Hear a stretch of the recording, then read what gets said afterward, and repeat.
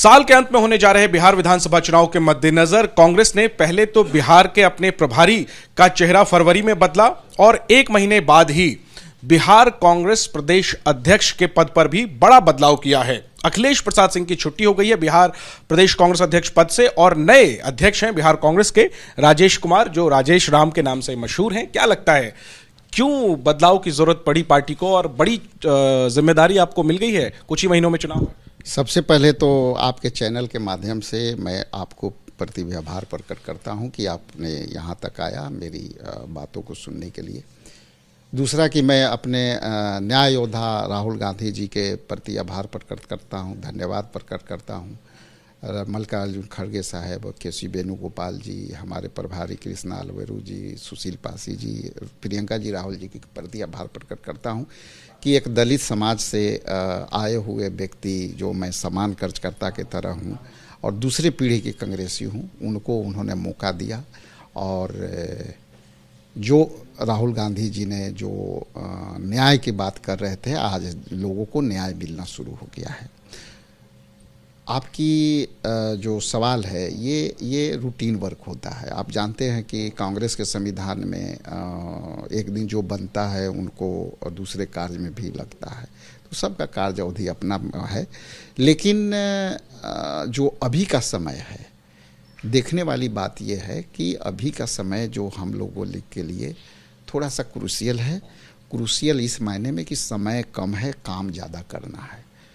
और हमें पूरा विश्वास है कि तमाम कांग्रेस जन के साथ मिल करके, साथ ले करके हम इसको चुनौती को पार कर लेंगे। लेकिन पहले जिस तरह प्रभारी बदले गए, उसके बाद अब प्रदेश अध्यक्ष बदले गए, ऐसा लग रहा है, चर्चा है कि बिहार में कांग्रेस कुछ बड़ा करने जा रही है। क्या कुछ नया प्रयोग आप लोग करने जा रहे हैं? जो इतने सालों से आरजेडी के साथ आपका गठबंधन है, उसी के तहत चुनाव लड़ेंगे, या आपके मन में है कि अब कांग्रेस को अपनी ताकत आजमानी चाहिए और सभी सीटों पर चुनाव लड़ना चाहिए, एक नए गठबंधन के तहत चुनाव लड़ना चाहिए? क्या रणनीति रहेगी बिहार विधानसभा चुनाव के मद्देनजर नए प्रदेश अध्यक्ष? देखिए, ऐसा है कि मैं दो बातों पे बताना चाहूँगा कि देखिए, जैसा कि आपने कहा कि ये नया बदलाव है, नहीं, आप देखेंगे तो हर 3 साल पर हमारा संविधान ये अधिकार देता है कांग्रेस पार्टी का कि 3 साल में अध्यक्ष बदले जाते हैं, तो ये नया नहीं है।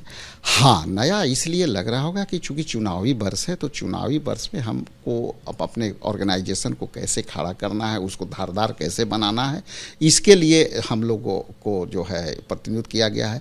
और देखिए कि कई कार्यक्रम साथ चल रहा है। नया ये बात है कि देखिए, हम 21 लाख नौकरियां की बात हुई, बीजेपी सरकार जो अभी एनडीए गठबंधन के चल रही है बिहार में, उसकी बात नहीं है। हम उसको वो हमारे लिए नया है कि हम उसको रोजगार की बात करें। हमारे लिए जो है, जो जितना ऑर्गेनाइजेशन है, ऑर्गेनाइजेशन के सारे बच्चों को, सारे कार्यकर्ताओं नेताओं के साथ मिला करके उसको कैसे बूस्टअप करें, वो हमारे लिए महत्वपूर्ण है। सवाल हम ये पूछ रहे थे कि आरजेडी के साथ ही गठबंधन में चुनाव लड़ेंगे या कुछ नया इस बार प्रयोग देखने को मिलेगा? देखिए, ये जो आपका सवाल है, अपने आप में जो सवाल बड़ी है, और ये हमारे केंद्रीय नेतृत्व इस सब सारे निर्णय लेते हैं। केंद्रीय नेतृत्व का जो फैसला होगा, सामने वाले बैठ करके अपना तय करेंगे, उसी के अलावा उसके लिए मतलब। राजेश जी, क्या ये अभी तय नहीं है? ये अभी तय नहीं है केंद्रीय नेतृत्व की तरफ से कि आरजेडी के साथ ही चुनाव लड़ना? देखिए, ये विषय अभी नहीं है। अभी विषय ये है कि वर्तमान में जो हमको समय मिला है, उसको कैसे सदुपयोग कर करके पार्टी के ऑर्गेनाइजेशन को और चुस्त दुरुस्त करें। अभी कुछ 2-4 दिनों पहले एक यात्रा शुरू हुई है युवा कांग्रेस और एनएसयूआई की तरफ से। लगभग आधे बिहार को आप लोग उस यात्रा के जरिए कवर करने वाले हैं।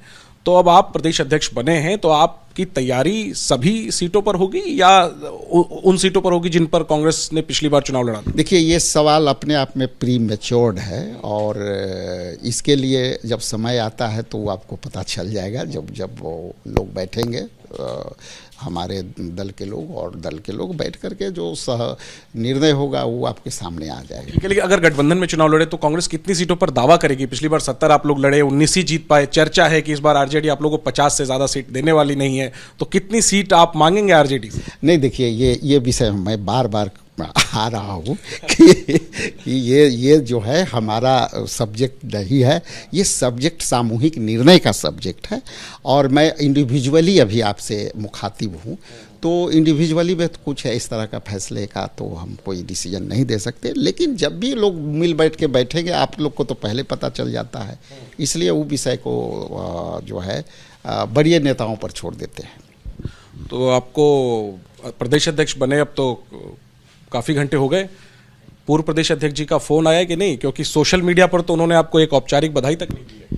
देखिए, हम रात में लगभग 12:30 बजे हमारी बात हुई, मैंने कॉल किया था, उनका वो बड़े भाई हैं और उनका सम्मान हमको मिलेगा। उन्होंने कहा कि नहीं ठीक है, आप लोग काम करो, जो हमारा जो सहयोग होगा हमारा यथावत कांग्रेस के लिए तुम्हारे लिए मिलता रहेगा। लेकिन माना जा रहा है कि अखिलेश जी काफ़ी नाराज़ चल रहे हैं। पिछले दिनों जब से नए प्रभारी आए तब से उनसे सलाह मशवरा नहीं किया जा रहा था, उनकी इजाज़त के बिना यात्रा शुरू हो गई और अब प्रदेश अध्यक्ष के पद से उन्हें हटा दिया।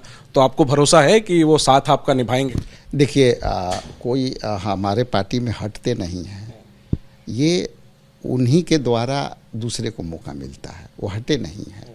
अभी वो राज्यसभा के सांसद हैं, हमारे बड़े भाई के समान हैं, पार्टी के अच्छे कर्मठ नेताओं में उनकी गिनती है। तो ये जो दायित्व है ना, वो दायित्व में उनके सहयोग आप रहेगा और आने वाला समय में दिख जाएगा कि वो जो है, और नाराज कोई ना, आज मैं बना हूँ कल तो कोई ना कोई जो है अगला आएगा। तो पार्टी चलती है एक व्यक्ति से नहीं, पार्टी पूरा समूह है, पूरा परिवार है, उस परिवार के तहत चलती है। चलिए आखिरी में, गठबंधन और सीटों को लेकर के तो आपने कहा कि ये केंद्रीय नेतृत्व तय करेगा, मिलकर के तय करेंगे, लेकिन क्या समीकरण विधानसभा चुनाव के मद्देनजर कांग्रेस की रहेगी? आप दलित समाज से आते हैं, माना जा रहा है कि जो 20% दलित तबका है बिहार का, उसको एक मैसेज देने की कोशिश है आपके जरिए कांग्रेस की। समीकरण क्या कांग्रेस बनाने जा रही है इस विधानसभा चुनाव?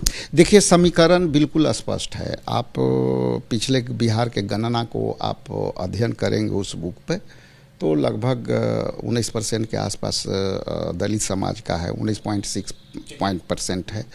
उसी हिसाब से अल्पसंख्यक वर्ग का है, 18 से 19% है, और ओबीसी लगभग 36 से 32% है। थोड़ा हो सकता है कि 1% आंकड़ा में इधर उधर हो। तो क्या है कि ये देखने वाली बात है कि बहुत से समाज में, जैसे मैं चमार जाति से आता हूँ, तो ये नेतृत्व विहीन था। तो एक पार्टी ने जो फैसला लिया है, राहुल गांधी जी ने जो बोल रहे थे कि हम दलितों को हिस्सेदारी देंगे ओबीसी के, तो उस फैसले का स्वागत पूरे बिहार में हो रहा है। और हम जैसा जानते होंगे कि कहीं भी हमारा विपक्ष का एनडीए का सरकार है राज्य में, वहाँ लगभग 33 से 35% के वोट प्रतिशत पर जाकर के सरकार बना लेती है। तो मेरा जो फोकस होगा या मेरे पार्टी का जो फोकस होगा कि हम कम से कम 23 से 24% के वोट प्रतिशत को हम जो है जोड़ने का प्रयास करेंगे अपने पार्टी के साथ, जो परंपरागत वोट रहा है। जैसे दलित वर्ग है, जैसे अल्पसंख्यक वर्ग है, अपर कास्ट है, तो ये 3 समीकरण से हम 70 साल सत्ता में लोगों ने रखा, उसी को हम लोग टैब करेंगे, अनटैब रहा है।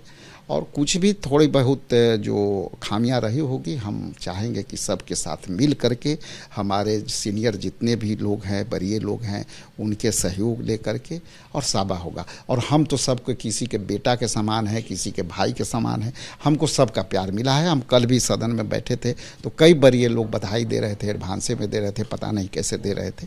लेकिन आप आने वाला समय में आप देखिएगा कि पार्टी किस तरह से धारदार। आपको किसने खबर किया कि दिल्ली आ जाइए और जिम्मेदारी दे रहे हैं? कल मुझे मतलब हाउस में था, मेरा डिबेट था कल पार्टी का, तो हमारे प्रभारी जी ने बड़ा कंफर्टेबली कहा कि आप क्या, आपसे हमसे बात है, देखिए उनकी सरलता, क्या हम बात अभी आपसे हो जाएगी? तो कहा कि सर बिल्कुल सर, मैं हाउस के अंदर हूँ, 2 सेकेंड में बाहर होता हूँ। उन्होंने कहा कि क्या आप यहाँ आ सकते हैं? हम के लिए आदेश करो, हम आ जाएंगे। तो बस आ गए और बाद में देखा कि इस तरह का हो गई। हमारी संगठनकर्ता केसी वेणुगोपाल जी से बात हुई, उन्होंने बहुत कस के आशीर्वाद दिया, कहें कि आपको एम्पावर करेंगे, बढ़िया से काम करो। आखिरी में पूछूंगा कि क्या कांग्रेस अगर आरजेडी के साथ चुनाव लड़ती है तो तेजस्वी यादव को सीएम उम्मीदवार के तौर पर स्वीकार करेगी, या कांग्रेस ये भी मैसेज देने की कोशिश करेगी कि इस बार कोई दलित भी बिहार का मुख्यमंत्री हो सकता है? ये देखिए, हमने कहा कि ये सवाल प्रीमेच्योर है। आप ये सब जो भी होगा समय के साथ सब आपके सामने होगा। ये सवाल के लायक मैं नहीं हूँ। इसका एक जवाब ये भी है कि आप तेजस्वी को सीएम उम्मीदवार फिलहाल स्वीकार नहीं कर रहे। देखिए, आरजेडी कह रही है कि वही सीएम उम्मीदवार। देखिए, ये कुरेदने से कुछ मिलने वाला है नहीं। आप जितना कुरेदिएगा तो वो उचित नहीं है। ये समय आपको दिखता जाएगा, आप भी जानते हैं। और इसको जो है बहुत देखना है कि हम लोग सत्ता में कैसे आए और इनको सत्ता से बाहर है। लेकिन अंत में एक बात जरूर कहूँगा कि आने वाला समय में जो वर्तमान सत्ता है ना, वो शायद नहीं दिखे। ठीक है, तो राजेश राम बिहार की राजनीति में साइलेंट किलर के तौर पर उभरे हैं। काफी लंबे समय से इनका नाम चल रहा था प्रदेश अध्यक्ष के लिए और इंतजार इनका लंबा हुआ जा रहा था, लेकिन आखिरकार वो इंतजार पूरा हुआ। मेरे सवालों की चुनौतियों से तो ये बच बचाकर निकल गए हैं, लेकिन इनके सामने बड़ी चुनौतियां बिहार में इंतजार कर रही हैं। देखना यही है कि राजेश राम कैसे उन चुनौतियों का सामना करते हैं और क्या बिहार में इस बार कुछ नया कांग्रेस करने जा रही है। इसको लेकर के सबसे ज्यादा दिलचस्पी बनी हुई, जिस तरीके से पहले प्रभारी और अब नया प्रदेश अध्यक्ष बिहार में कांग्रेस ने बनाया है। कैमरा पर्सन निखिल रस्तोगी के साथ Jainendra, ABP news, Delhi. For exclusive and insightful videos, subscribe to our new channel ABP Live Premium.